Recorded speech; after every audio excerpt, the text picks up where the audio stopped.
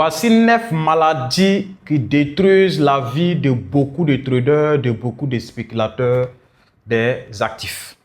Et si tu arrives à soigner ces 9 maladies, je t'assure, tu auras une bonne santé économique pour faire le trading. Mais si tu n'as pas soigné ces maladies vont finir par te détruire, vont finir par ruiner ta vie économique. La première maladie d'un trader, quel qu'en soit, c'est un débutant ou professionnel, c'est la cupidité. Et c'est quoi la cupidité?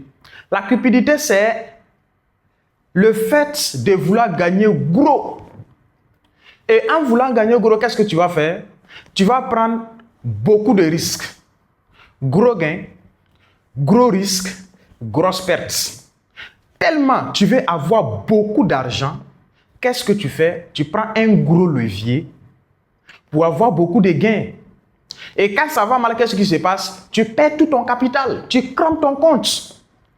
C'est la première maladie des traders. La deuxième maladie des traders, c'est la peur. La peur peut paralyser la personne. La peur peut te paralyser même. Tu es devant le graphique, mais tu ne rentres pas sur le marché. La peur peut faire que tu es sur le marché, mais tu ressors. Pourquoi? Parce que tu as peur. Et c'est dès lors que tu ressors, maintenant le marché commence à aller dans ta direction. Tu dis, et si je savais? Vous voyez? La peur fait que tu ne rentres pas sur le marché, soit tu sors tôt sur le marché, soit tôt sur le marché. La troisième maladie des traders, c'est l'impatience. Manque de patience.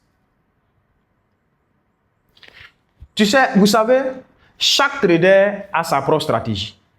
Chaque trader a son objectif. Chaque trader a un plan qu'il trace d'abord avant de rentrer, à ses propres analyses, quelles que soient ses fondamentales ou techniques avant de rentrer sur le marché. Tu as des zones que tu traces laissées. Sur le marché arrive dans ces zones, soit je rentre pour faire un achat, soit je rentre pour vendre. Mais tellement tu es impatient parce que tu es devant le graphique et tu as vu une longue bougie ou bien une bougie en train de faire des forts mouvements, des fausses impulsions, directement tu sautes sur le marché. En ce moment, tu ne respectes plus ta stratégie, ton plan, toutes les zones que tu as tracées, tu ignores tout. Et cette manque de patience va faire que tu vas ruiner ton compte, tu vas cramer ton compte. La quatrième maladie des traders qu'il faut soigner, c'est le revenge trading. Et qu'est-ce que c'est que le revenge trading? Le revenge trading, c'est le fait de venger. On prend un exemple, c'est le fait de venger un marché. On prend un exemple, tu étais rentré sur le marché et tu as eu peur. Le marché t'a pris tes $10. Comme le marché a pris tes $10, au lieu de fermer ton ordinateur et puis rentrer à la maison ou bien aller bien manger, moi, quand le marché prend mon argent, en tout cas, ça veut dire pour oublier qu'est-ce que j'ai fait, je vais dans un bon restaurant IP et puis je mange bien pour oublier ça. Au lieu de faire ça, toi, non, tu veux te venger. Tu ne peux jamais te venger contre les milliardaires. C'est eux qui décident, ce n'est pas toi qui décides où le marché doit avoir. Donc, s'ils ont pris tes $10, tant mieux. Ferme ton ordinateur et soit le soir, soit à la prochaine. Mais toi, tu veux rentrer récupérer, tu veux rentrer sur le marché et récupérer tes $10 et puis avoir encore un bénéfice. Et c'est quand tu rentres maintenant pour récupérer les $10, tu crames un compte de $100 ou bien $200.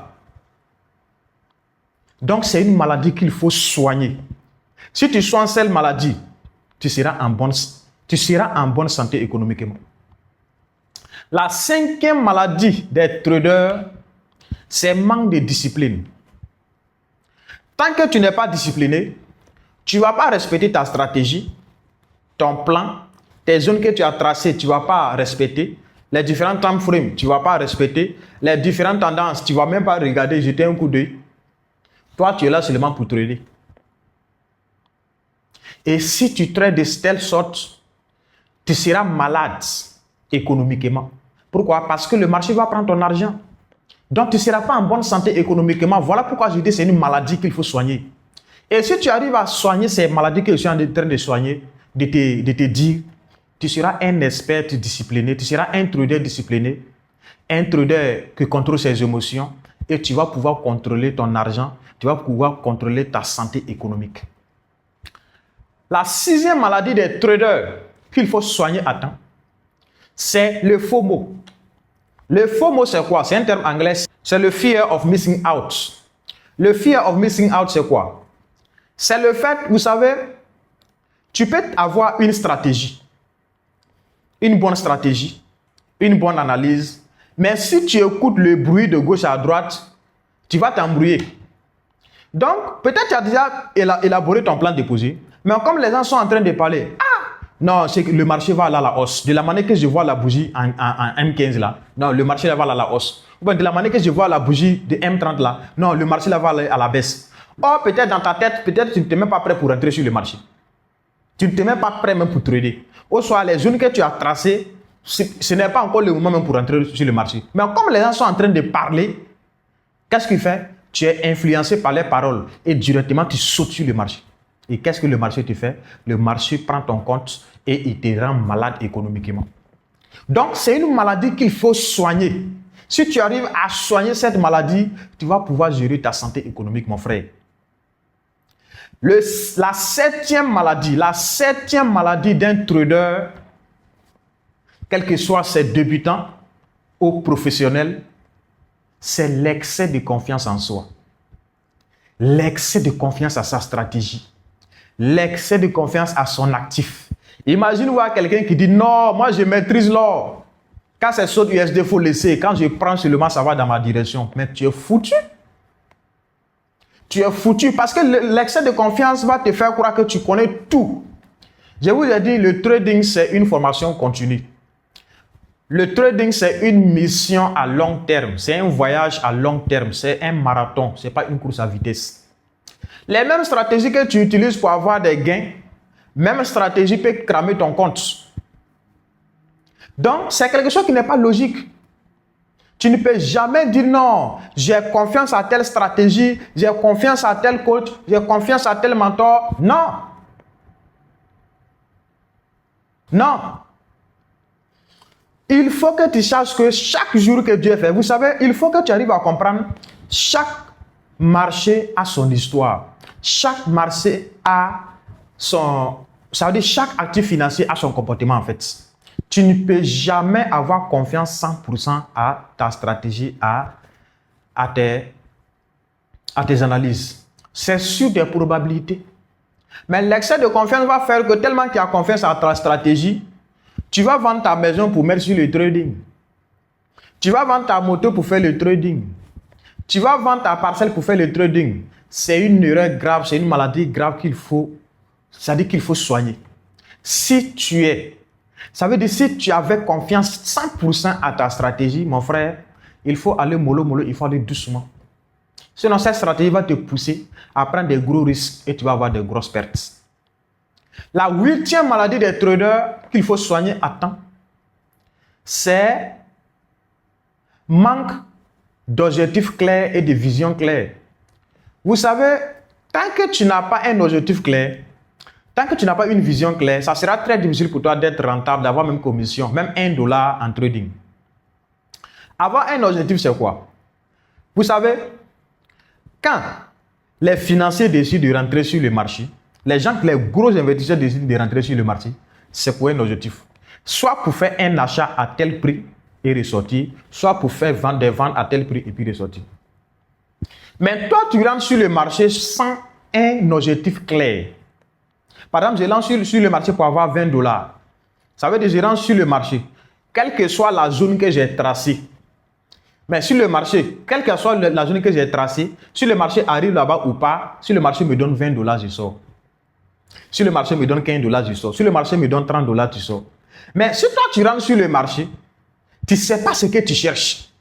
Et tu laisses le marché vient te donner $20, $30, $40, $50, mais toi, tu dis, tu ne coupes jamais.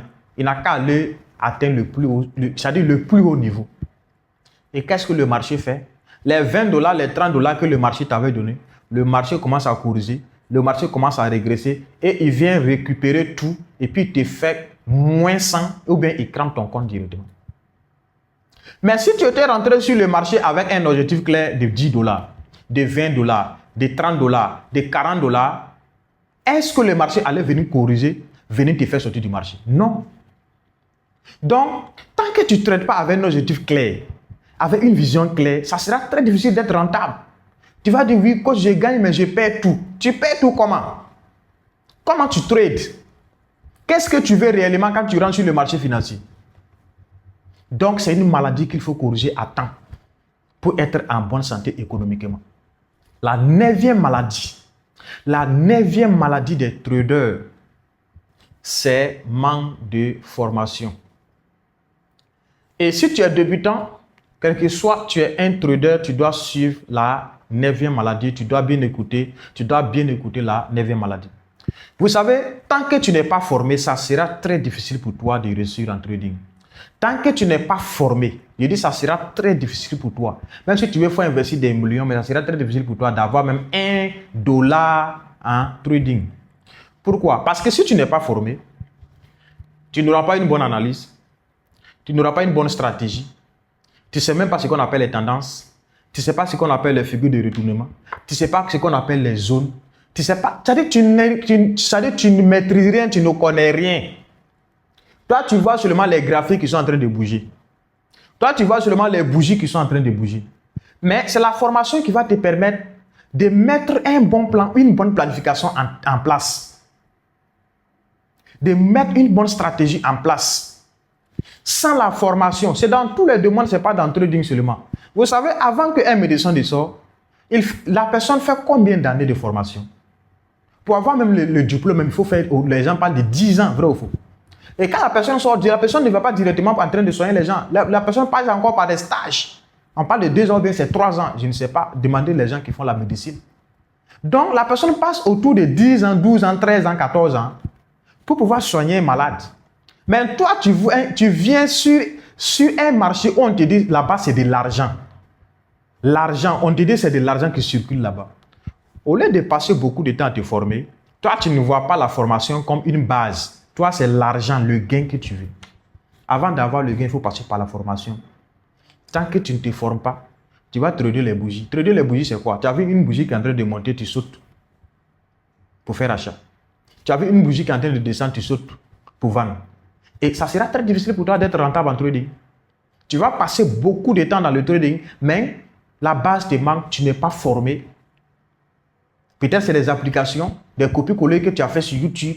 Et puis tu dis non, tu es trader. Comme tu as les applications de trading, tu dis ok, tu es trader. Ce n'est pas de la sorte que ça marche, les gars. Il faut vous bien former. Selon vous, la 10e maladie des traders serait quoi? Selon toi, la 10e maladie d'un trader, c'est quoi? Et mets en commentaire. Peace and love, je vous aime. On est ensemble.